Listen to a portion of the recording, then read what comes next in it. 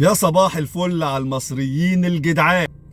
إنما المصريين اللي للأسف البعض منهم باع ضميره وباع أخلاقه وبيتاجر في العملة الصعبة، مش عارف خطورة ده على اقتصاد بلده والضرر اللي بيعمله في البلد وبيأذي بيه ناس أبرياء. أقول لكم إزاي.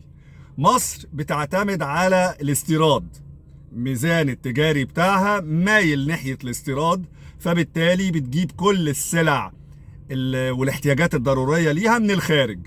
السلع الأساسية اللي زي العلاج اللي بيحتاجه المرضى، السرطان، الفشل الكلوي، مرضى أمراض الدم، كل مريض بيحتاج من أول البنج لأول العلاج لأول المستلزمات اللي بيحتاجها في عملية. طبعا الحاجات دي لو ما توفرتش عملة صعبة مش هتيجي. نخش على تاني حاجة بقى، السلع سواء غذائية أو استهلاكية، اللي محتاج أكل، منتجات الألبان، المنتجات بتاعة التعبئة، منتجات قطع الغيار وهكذا.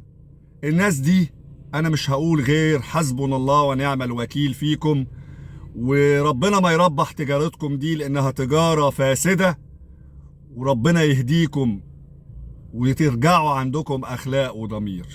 إلى اللقاء.